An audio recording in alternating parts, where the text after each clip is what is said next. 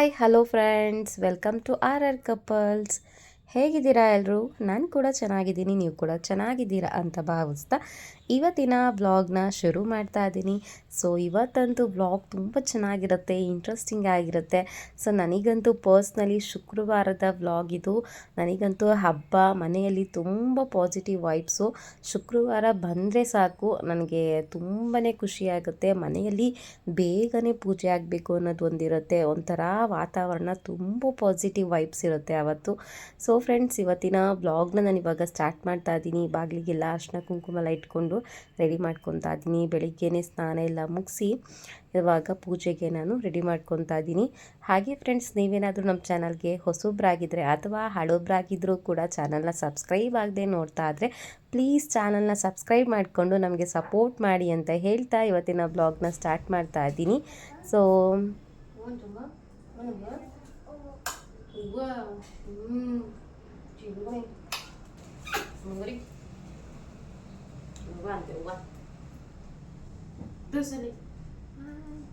ಸಾನ್ವಿ ಮತ್ತು ಅವರ ಅಪ್ಪ ಇಬ್ಬರು ಅಂಗಡಿಗೆ ಹೋಗಿದ್ದರು. ಸ್ವಲ್ಪ ಹೂ ಕೂಡ ಖಾಲಿಯಾಗಿತ್ತು ಇವತ್ತು. ಹಾಗಾಗಿ ಪೂಜೆಗೆ ಹೂ ಮತ್ತು ಹಾಲು ಎಲ್ಲ ತೊಗೊಂಬರೋದಕ್ಕೆ ಹೋಗಿದ್ರು. ಬಂದರು ಅವರು ಕೂಡ.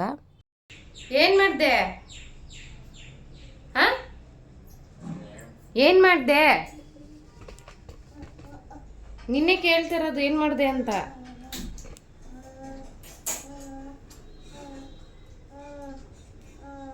ಏನು ಮಾಡಿದೆ? ಸುಸು ಮಾಡ್ದ? ಇಲ್ಲ ಸುಸು ಮಾಡೋದು, ಇಲ್ಲ ಸುಸು ಮಾಡೋದು, ಇದೇ ಸುಸು ಮಾಡೋದಿಲ್ಲಿ.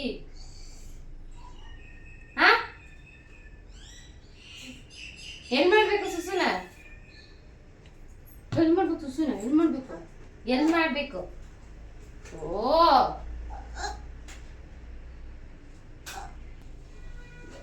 ಸೇಮ್ ಸೇಮ್ ಸೇಮ್ ಮಾಡ್ತೀನಿ.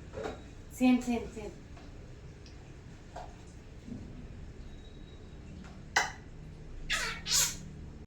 ಹಾಗೆ ಸಾನ್ವಿ ಸ್ವಲ್ಪ ಜಾಸ್ತಿ ನಾಟಕ ಮಾಡೋದನ್ನ ಕಲ್ತ್ಬಿಟ್ಟಿದ್ದಾಳೆ ಈ ಒಂದು ಟೈಮಲ್ಲಿ ಇವಾಗ. ಹಾಗೆ ಫ್ರೆಂಡ್ಸ್, ನಾನು ಇವಾಗ ಹಾಲನ್ನು ಇಟ್ಕೊಂಡಿದ್ದೀನಿ ಕಾಯೋದಕ್ಕೆ. ಸೊ ಪೂಜೆಗೆ ರೆಡಿ ಮಾಡೋದಂಗೂ ಆಗುತ್ತೆ. ಪೂಜೆ ಕೂಡ ಸ್ವಲ್ಪ ಹಾಲು ಕಾಯೋಷ್ಟರಲ್ಲಿ ಪೂಜೆ ಮಾಡ್ಕೊಳ್ಳೋಣ ಅಂತ ಹೇಳಿಬಿಟ್ಟು ಹಾಲನ್ನ ಇಟ್ಬಿಟ್ಟು ಇವಾಗ ನಾನು ಪೂಜೆಗೆ ರೆಡಿ ಮಾಡ್ಕೊತಾ ಇದ್ದೀನಿ. ಸೊ ಮಲ್ಲಿಗೆ ಹೂವು ಮತ್ತು ಒಂದು ಏನಿದು ಮುಳ್ಳೆ ಹೂವು ಅನಿಸುತ್ತೆ, ಮುಳ್ಳೆ ಹೂವು ಎಲ್ಲ ಕೂಡ ತೊಗೊಂಬಂದಿದ್ದಾರೆ ಪೂಜೆಗೆ. ಶುಕ್ರವಾರ ಮತ್ತು ಮಂಗಳವಾರ ತುಂಬ ಜಾಸ್ತಿ ಹೂವು ತೊಗೊಂಬರ್ತಾರೆ. ಡೈಲಿ ನಾವು ಪೂಜೆ ಮಾಡೋದ್ರಿಂದ ಬಿಡಿ ಹೂವುಗಳೆಲ್ಲ ಇಟ್ಬಿಟ್ಟು ಮಾಡ್ತೀನಿ. ಸೊ ತುಂಬ ವಾರಗಳ ದಿನಗಳಲ್ಲಿ ನಮ್ಮನೆ ವಾರ, ದೇವ್ರ ವಾರ, ಶನಿವಾರ ಮತ್ತು ಶುಕ್ರವಾರ ಮತ್ತು ಮಂಗಳವಾರ ಈ ರೀತಿ ದಿನ, ವಿಶೇಷ ದಿನಗಳಲ್ಲಿ ಸ್ವಲ್ಪ ಹೂವು ಜಾಸ್ತಿ ಹಾಕ್ತೀನಿ. ಹಾಗೆಯೇ ಕಳಶದ ಎಲೆನೂ ಅಷ್ಟೇ ಫ್ರೆಂಡ್ಸ್, ಸ್ವಲ್ಪ ಒಂಚೂರು ಏನಾದರೂ ಬಾಡಿದೆ ಅನಿಸಿದ್ರೆ ತೆಗೆದುಬಿಡ್ತೀನಿ ನಾನು. ಬಾಡಿರೋದು, ಒಣಗಿರೋದು ಕಳಶದ ಎಲೆನ ನಾನು ಯಾವತ್ತೂ ಇಡೋದಿಲ್ಲ. ಸೊ ತೆಗೆದುಬಿಟ್ಟು ಹೊಸ ಎಲೆಯನ್ನು, ಕಳಶದ ಎಲೆಯನ್ನು ಇಡ್ತೀನಿ. ಸೊ ಇವಾಗ ಪೂಜೆಗೆಲ್ಲ ರೆಡಿ ಮಾಡ್ಕೊಂಡಿದ್ದೀನಿ. ಸೊ ಪೂಜೆಗೆ ರೆಡಿ ಮಾಡಿಕೊಂಡು ನಾನು ಕೂಡ ಹೂವು ಸ್ವಲ್ಪ ಮುಡ್ಕೊಂಡು ರೆಡಿಯಾಗಿ ಆಮೇಲೆ ಪೂಜೆ ಮಾಡೋದು ಸ್ವಲ್ಪ ನನಗೆ ಅಭ್ಯಾಸ. ಸೊ ಯೂಶ್ವಲಿ ಸ್ವಲ್ಪ ಜಾಸ್ತಿ ಲೇಟ್ ಆಗಿಬಿಟ್ಟಿದ್ರೆ, ಅಮ್ಮಗೆ ಸ್ಕೂಲ್ಗೆಲ್ಲ ಲೇಟ್ ಆಗಿಬಿಟ್ಟಿದ್ರೆ ಹಾಗೆ ಮಾಡಿಬಿಡ್ತೀನಿ. ಬಟ್ ಸ್ವಲ್ಪ ಟೈಮ್ ಏನಾದರೂ ಇದ್ದರೆ ನಾನು ಕೂಡ ಸ್ವಲ್ಪ ರೆಡಿಯಾಗಿ ಹೂವು ಮುಡ್ಕೊಂಡು ಆ ನಂತರ ಪೂಜೆಯನ್ನು ಸ್ಟಾರ್ಟ್ ಮಾಡ್ತೀನಿ. ಸೊ ಇವತ್ತು ಶುಕ್ರವಾರ ಆಗಿರೋದ್ರಿಂದ ದೇವಸ್ಥಾನಕ್ಕೂ ಕೂಡ ಹೋಗ್ತೀನಿ ಫ್ರೆಂಡ್ಸ್, ಅದನ್ನು ಕೂಡ ನಾನು ಶೇರ್ ಮಾಡ್ಕೊತೀನಿ. ಸೊ ಇವಾಗ ಹೂವು ಮುಡ್ಕೊಂಡು ನಾನು ಪೂಜೆ ಮಾಡೋದಕ್ಕೆ ಹೊರಡ್ತಾ ಇದ್ದೀನಿ. ಹಾಗೆಯೇ ನನಗೆ ಮಗು ಆಗಿದ್ದು ತಾಯಿ ರಾಜರಾಜೇಶ್ವರಿಯ ಕೃಪೆಯಿಂದಾನೆ.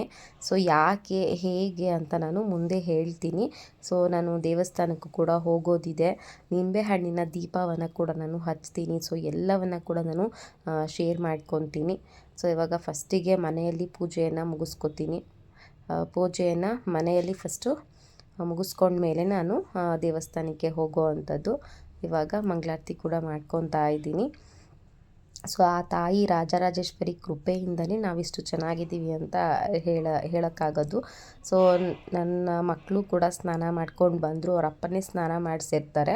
ಸ್ನಾನ ಮಾಡಿಸ್ಕೊಂಡು ಬಂದರು. ಅವರು ಕೂಡ ಮಂಗಳಾರತಿಯನ್ನು ತಗೊಂಡು ನಾನು ಕೂಡ ಪೂಜೆ ಎಲ್ಲ ಮುಗಿಸ್ದೆ. ಸೊ ಹಾಗೆ ನಾಯಿ ಕೂಡ ಇದೆ ಮನೆ ಹತ್ರ. ಸೊ ನಾವು ಸಾಕಿರೋದಂತಲ್ಲ, ಬಟ್ ಬೀದಿ ನಾಯಿ ಅದು. ಅಂದರೆ ಇಲ್ಲೇ ಓಡಾಡ್ಕೊಂಡಿರುತ್ತೆ. ಸೊ ಅದು ಮನೆ ಹತ್ರ ಬಂದು ಸೌಂಡ್ ಮಾಡ್ತಾ ಇತ್ತು.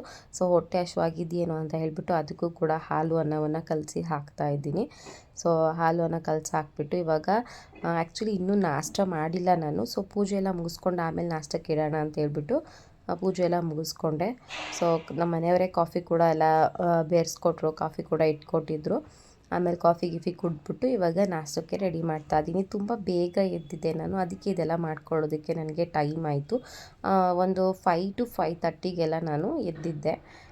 ಸೊ ಹಾಗಾಗಿ ಸ್ವಲ್ಪ ನಿನ್ನೆದು ಕಾಳು ಸಾಂಬಾರಿತ್ತು. ಸೊ ಅದನ್ನು ಕೂಡ ಬಿಸಿಗೆ ಇಟ್ಕೊಂಡು ಅನ್ನಕ್ಕೆ ಇಟ್ಬಿಟ್ಟು ಇವಾಗ ಈರುಳ್ಳಿಯನ್ನು ಕಟ್ ಮಾಡ್ಕೊಳ್ಳೋಣ ಅಂತ ಮಾಡ್ತಾಯಿದ್ದೀನಿ. ಸೊ ಯೂಶ್ವಲಿ ತುಂಬ ಜಾಸ್ತಿ ವಾರದ ದಿನಗಳಲ್ಲಿ ಮತ್ತು ತುಂಬ ಹೆವಿ ಕೆಲಸ ಇದ್ದಾಗ ನನಗೆ ಬೇಗ ಆಗೋದು ಚಿತ್ರಾನ್ನನೇ. ಸೊ ಆಲ್ಮೋಸ್ಟ್ 1 ಮಂತ್ ಆಗಿತ್ತೇನೋ ನಮ್ಮ ಮನೇಲಿ ಚಿತ್ರಾನ್ನ ಮಾಡಿ. ಜಾಸ್ತಿ ರೈಸ್ ಐಟಮ್ಸಲ್ಲಿ ನಮ್ಮ ಮನೇಲಿ ಟೊಮೊಟೊ ಬಾತು, ಪಲಾವು ಆ ಥರದ್ದು ಮಾತ್ರ ಮಾಡಬೇಕು. ಬೇರೆ ಏನು ರೈಸ್ ಐಟಮ್ಸ್ ಜಾಸ್ತಿ ತಿನ್ನೋದಿಲ್ಲ. ಹಾಗಾಗಿ ಚಪಾತಿ, ರೊಟ್ಟಿ ಈ ಥರದ್ದೇ ಇರುತ್ತೆ.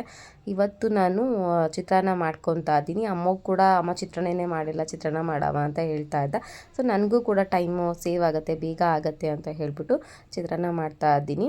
ಸೊ ಇವಾಗ ನಾಷ್ಟ ಕೂಡ ರೆಡಿ ಮಾಡಿ ಇಟ್ಬಿಟ್ಟು ಆನಂತರ ನಾನು ನಾಷ್ಟ ರೆಡಿ ಮಾಡ್ತಾ ಇದ್ದೆ. ಸೊ ನಮ್ಮ ಮನೆಯವರಿಗೆ ನಿಂಬೆಹಣ್ಣಿನ ದೀಪ ಹಚ್ಚಕ್ಕೆ ಹೋಗ್ತೀವಿ ಅಂತ ಹೇಳಿದ್ನಲ್ಲ, ಸೊ ಅದಕ್ಕೋಸ್ಕರ ಎಲ್ಲವನ್ನು ಕೂಡ ರೆಡಿ ಮಾಡಿಟ್ಬಿಡಿ ಅಂತ ಹೇಳಿದೆ. ಆ ಥರದಲ್ಲಿ ಆಮೇಲೆ ಒಂದೊಂದು ಬಿಟ್ಬಿಟ್ಟು ಹೋಗ್ಬಿಡ್ತೀವಿ ದೇವಸ್ಥಾನಕ್ಕೆ ಹೋಗ್ಬೇಕಾದ್ರೆ, ಇವಾಗಲೇ ರೆಡಿ ಮಾಡಿಟ್ಬಿಡಿ ಅಂತ ಹೇಳಿದೆ. ನಾನಲ್ಲಿ ನಾಷ್ಟ ರೆಡಿ ಮಾಡೋಷ್ಟರಲ್ಲಿ ನಮ್ಮ ಮನೆಯವರು ನಿಂಬೆಹಣ್ಣು ದೀಪ ಹಚ್ಚೋದಕ್ಕೆ ಏನೇನು ಬೇಕು, ತುಪ್ಪದ ಬತ್ತಿ, ಹೂವು, ಅರಿಶಿನ, ಕುಂಕುಮ, ಚಾಕು ಮತ್ತು ನಿಂಬೆಹಣ್ಣು ಎಲ್ಲವನ್ನು ಕೂಡ ಬ್ಯಾಗಲ್ಲಿ ರೆಡಿ ಮಾಡಿ ಇಟ್ಟಿದ್ರು. ಇವಾಗ ನಾಷ್ಟ ರೆಡಿ ಮಾಡಿ ಇಟ್ಬಿಟ್ಟು ಎಲ್ಲರೂ ಕೂಡ ದೇವಸ್ಥಾನಕ್ಕೆ ಹೋಗ್ತೀವಿ. ಬಟ್ ಆದರೆ ಅಮೋಘ್ನ ಕರ್ಕೊಂಡು ಹೋಗೋದಿಲ್ಲ, ಅವನಿಗೆ ಸ್ಕೂಲಿಗೆ ಟೈಮ್ ಆಗಿತ್ತು, 9 o'clock ಆಗಿತ್ತು. ಅವನ್ನ ಅಲ್ಲೇ ಸ್ಕೂಲಿಗೆ ಬಿಟ್ಬಿಟ್ಟು ಆನಂತರ ನಾನು ಮತ್ತು ಸಾನ್ವಿ ಮತ್ತು ನಮ್ಮನೆಯವರು ನಾವು 3 ಜನ ಮಾತ್ರ ದೇವಸ್ಥಾನಕ್ಕೆ ಹೋಗ್ತೀವಿ.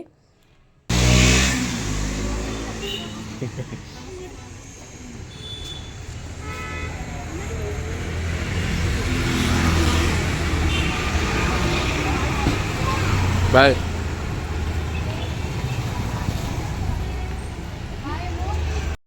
ಇವಾಗ ದೇವಸ್ಥಾನಕ್ಕೆ ಬಂದ್ವಿ. ಸೊ ನಮ್ಮ ಮನೆ ಪಕ್ಕದಲ್ಲೇ ದೇವಸ್ಥಾನ ಇರೋದು, ಹಾಗೆ ಅಮ್ಮಗ್ ಸ್ಕೂಲು ಕೂಡ ಅಲ್ಲೇ ಇರೋದು. ಅವನ್ನ ಸ್ಕೂಲಿಗೆ ಬಿಟ್ಬಿಟ್ಟು ಇಲ್ಲಿ ದೇವಸ್ಥಾನಕ್ಕೆ ಬಂದ್ವಿ. ನಿಂಬೆಹಣ್ಣಿನ ದೀಪವನ್ನು ಹಚ್ತಾ ಇದ್ದೀನಿ. ಸೊ ಆಲ್ಮೋಸ್ಟ್ 1 year ಆಯಿತು ಅಂತ ಹೇಳಿದೆ ನಾನು. 1 year ಆಗಿತ್ತು ನಾನು ನಿಂಬೆಹಣ್ಣಿನ ದೀಪ ಹಚ್ಚಿ. ಯಾಕಂದರೆ ನಮ್ಮ ಮನೆಯವ್ರ ಅಜ್ಜಿ ತೀರ್ಕೊಂಡಿದ್ದರಿಂದ ವರ್ಷ ತುಂಬವರೆಗೂ ನಿಂಬೆಹಣ್ಣು ದೀಪ ಎಲ್ಲ ಹಚ್ಚಬಾರ್ದು ಅಂತ ಹೇಳಿದರು. ಹಾಗಾಗಿ ನಾನು ಹಚ್ಚಿರಲಿಲ್ಲ. ಸೊ ಯೂಶ್ವಲಿ ಯಾವಾಗಲೂ ಕೂಡ ನಿಂಬೆಹಣ್ಣಿನ ದೀಪವನ್ನು ಹಚ್ಚುತ್ತೀನಿ ನಾನು. ನನಗೆ ಈ ಒಂದು ದೇವಸ್ಥಾನಕ್ಕೆ ಬಂದ ಮೇಲೇ ನಿಂಬೆಹಣ್ಣಿನ ದೀಪ ಹಚ್ಚೋದಕ್ಕೆ ಸ್ಟಾರ್ಟ್ ಆದಮೇಲೆ ನನಗೆ ತುಂಬ ಒಳ್ಳೆಯದಾಗಿರೋದು.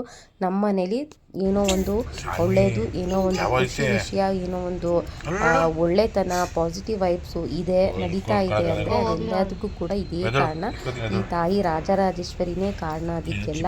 ಸೊ ನನಗೆ ಮಗುವಾಗಿದ್ದು ತಾಯಿ ರಾಜರಾಜೇಶ್ವರಿಯ ಕೃಪೆಯಿಂದ ಅಂತ ನಾನು ಹೇಳಿದೆ. ಹೇಗೆ ಅಂತ ನಾನು ಹೇಳ್ತೀನಿ ಅಂದೆ. ಸೊ ನನಗೆ ಫಸ್ಟು ಬೇಬಿ ಅಮ್ಮೋಗು ಗಂಡು ಮಗು ಆಗಿತ್ತು. ಸೊ ನೆಕ್ಸ್ಟಿಗೆ ನಾನು ತಾಯಿ ರಾಜರಾಜೇಶ್ವರಿ ಹತ್ರ ನಾನು ಹರಕೆಯನ್ನು ಕಟ್ಕೊಂಡಿದ್ದೆ. ಅಭಿಷೇಕವನ್ನು ಮಾಡಿಸ್ತೀನಿ ಅಂತ ಹೇಳ್ಬಿಟ್ಟು ಹರಕೆಯನ್ನು ಕಟ್ಕೊಂಡಿದ್ದೆ. ಸಾನ್ವಿಗೆ ಹೆಣ್ಣು ಮಗು ಬೇಕು, ನನಗೆ ಹೆಣ್ಣು ಮಗು ಆದರೆ ನಾನು ನಿಮಗೆ ಅಭಿಷೇಕ ಮಾಡಿಸ್ತೀನಿ ಅಂತ ಹೇಳ್ಬಿಟ್ಟು ಹರಕೆ ಮಾಡ್ಕೊಂಡಿದ್ದೆ. ಅದೇ ರೀತಿ ನಾನು ಏನು ಹರಕೆ ಮಾಡ್ಕೊಂಡಿದ್ನೋ ಅದೇ ರೀತಿ ತಾಯಿ ರಾಜರಾಜೇಶ್ವರಿ ತಾಯಿ ನನಗೆ ಒಂದು ಒಳ್ಳೆ ಹೆಣ್ಣು ಮಗುವನ್ನು ನನಗೆ ಕೊಟ್ಟಿದ್ದಾರೆ. ಸೊ ಸಾನ್ವಿ ನೋಡ್ತೀರಾ ನೀವು. ಅದಕ್ಕೋಸ್ಕರ ನನಗೆ ಒಟ್ಟಿನಲ್ಲಿ ನಾನು ಕೇಳಿದ್ದೆಲ್ಲವನ್ನು ಆ ತಾಯಿ ಕೊಡ್ತಾನೇ ಇದ್ದಾಳೆ. ಹಾಗಾಗಿ ನನಗೆ ತುಂಬ ಮನಸ್ಸಿಗೆ ತುಂಬ ಇಷ್ಟ ದೇವರು ಹತ್ತಿರವಾದದ್ದು ಅಂದರೆ ರಾಜರಾಜೇಶ್ವರಿ ತಾಯಿನೇ. ನಾನು ನನ್ನ ಹಳೆಯ ಚಾನಲಲ್ಲಿ ಎಲ್ಲ ಹೇಳಿರ್ತೀನಿ. ಆಲ್ಮೋಸ್ಟು ನನ್ನ ಹಳೆ ಸಬ್ಸ್ಕ್ರೈಬರ್ಸ್ ಇದ್ದರೆ ಅವರಿಗೆ ಗೊತ್ತೇ ಇರುತ್ತೆ. ಹಾಗೆ ಯಾಕೆ ಈ ರೀತಿ ಎಲ್ಲ ಮಾಡಿದ್ದಾರೆ ಅಲ್ಲಿ ಅಂದರೆ ದೇವಸ್ಥಾನ ಪೂರ್ತಿ ಪೇಂಟ್ ಮಾಡಿಸ್ತಾನೇ ಇದ್ದಾರೆ. ಅದಕ್ಕೋಸ್ಕರ ಮಳೆ ಬೇರೆ ಬರ್ತಾ ಇದೆ ಅಲ್ಲ, ಸೊ ಪೇಂಟ್ ಎಲ್ಲ ಹಾಳಾಗಿಬಿಡುತ್ತೆ ಅಂತ ಆ ರೀತಿ ಕವರ್ ಮಾಡಿದ್ದಾರೆ ಅಷ್ಟೇ. ಸೊ ಪೇಂಟ್ ಕೂಡ ಮಾಡಿಸ್ತಾ ಇದ್ದಾರೆ. ತುಂಬ ಪವರ್ಫುಲ್ಲು, ತುಂಬ ಶಕ್ತಿಯುತವಾದ ದೇವತೆ, ಗ್ರಾಮ ದೇವತೆ ಅಂತಲೇ ಹೇಳ್ಬೋದು, ರಾಜರಾಜೇಶ್ವರಿ ತಾಯಿ ಅಂತಲೇ ಹೇಳ್ಬೋದು. ಸೊ ಇವಾಗ ನಿಂಬೆಹಣ್ಣಿನ ಹಚ್ಚೋದಕ್ಕೆ ಎಲ್ಲ ದೀಪಗಳನ್ನೆಲ್ಲ ರೆಡಿ ಮಾಡ್ತಾ ಇದ್ದೀನಿ, ತುಪ್ಪದ ಬತ್ತಿ ಎಲ್ಲವನ್ನು ರೆಡಿ ಮಾಡ್ಕೊತಾ ಇದ್ದೀನಿ. ನನ್ನ ಕಷ್ಟ ಅನ್ನೋದು ನನಗೆ ಕಳೆದಿದ್ದೆ ಇಲ್ಲಿಂದನೇ ಸ್ಟಾರ್ಟ್ ಆಗಿದ್ದು ದೀಪವನ್ನು ಹಚ್ಚೋದ್ರಿಂದ. ಸೊ ನಾನು ಆರ್ ಆರ್ ನಗರಕ್ಕೆ ಮದುವೆ ಆಗಿ ಬಂದಮೇಲೆ ಅಲ್ಲಿ ದೀಪವನ್ನು ಹಚ್ಚೋದಕ್ಕೆ ನಾನು ಹೋಗಿರಲಿಲ್ಲ. ಹೇಳಬೇಕು ಅಂದರೆ ದೇವಸ್ಥಾನಕ್ಕೆ ನಾನು ಹೋಗ್ತಾ ಇರಲಿಲ್ಲ. ನಾನು ಹೋಗದೇ ಇರೋಳನ್ನ ಕರೆಸ್ಕೊಂಡಿದ್ದು ಆ ತಾಯಿನೇ. ದೀಪವನ್ನು ಹಚ್ಚೋದಕ್ಕೆ ಒಂದು ಜ್ಞಾನವನ್ನು ಕೊಟ್ಟಿದ್ದು ಕೂಡ ಆ ತಾಯಿನೇ. ಸೊ ಆ ತಾಯಿಯಿಂದ ಏನೂ ಸಾಧ್ಯ ಇಲ್ಲ ಅನ್ನೋದಕ್ಕೆ ಅಸಾಧ್ಯ. ಸೊ ನಾನು ಅಷ್ಟು ನಂಬಿದ್ದೀನಿ. ನನ್ನ ಇಚ್ಛಾ ದೇವರು, ನನ್ನ ಇಷ್ಟ ದೇವರು ರಾಜರಾಜೇಶ್ವರಿ ತಾಯಿನೇ. ಸೊ ಇವಾಗ ನಾನು ನನ್ನ ಮನಸ್ಸಲ್ಲಿ ನನಗೆ ಏನು ಬೇಕು ಅದನ್ನೆಲ್ಲ ಕೊಟ್ಕೊಂಡು ನಾನು ದೀಪವನ್ನು ಹಚ್ತೀನಿ. ನನಗೆ ಯಾವಾಗೂ ಯೂಸಲಿ ಇದೇನು ನಾನು ವ್ರತ ಅಥವಾ ಇಷ್ಟು ವಾರ ಹಚ್ತೀನಿ ಅಂತ ಏನಿಲ್ಲ. ನನಗೆ ಎಷ್ಟಾಗುತ್ತೋ, ನಾನು ಯಾವಾಗಾಗುತ್ತೋ ಒಂದು ತಿಂಗಳ ಸಮಯ ಏನಿರುತ್ತೋ ಅದನ್ನು ಬಿಟ್ಟು ನಾನು ಬಂದು ಹಚ್ತಾ ಇರ್ತೀನಿ. ನನಗೆ ಮನಸ್ಸಿಗೆ ಯಾವಾಗ ಬೇಕು ಅಂತ ಅನಿಸುತ್ತೋ ಅವಾಗೆಲ್ಲ ಬಂದು ಹಚ್ತಾನೇ ಇರ್ತೀನಿ. ಶುಕ್ರವಾರದೊತ್ತು ಇದೊಂದು ನಮಗೆ ಆ ಹಬ್ಬದ ವಾತಾವರಣವನ್ನು ಕೊಡುತ್ತೆ. ಆ ನಂತರ ದೇವಸ್ಥಾನದಿಂದ ಮನೆಗೆ ಬಂದಮೇಲೆ ಇವಾಗ ನಾಷ್ಟವನ್ನು ತಿಂತಾ ಇದ್ದೀವಿ. ಸೊ ಫ್ರೆಂಡ್ಸ್, ಇಷ್ಟು ಇವತ್ತಿನ ಬ್ಲಾಗು. ಸೊ ಹೇಗೆ ಅನ್ನಿಸ್ತು ಅಂತ ಕಮೆಂಟ್ ಮುಖಾಂತರ ತಿಳಿಸಿ. ಹಾಗೆ ಸಬ್ಸ್ಕ್ರೈಬ್ ಆಗೋದನ್ನ ಮರಿಬೇಡಿ ಅಂತ ಹೇಳ್ತಾ ಮತ್ತೆ ಸಿಗ್ತೀನಿ. Thank you so much. Love you all.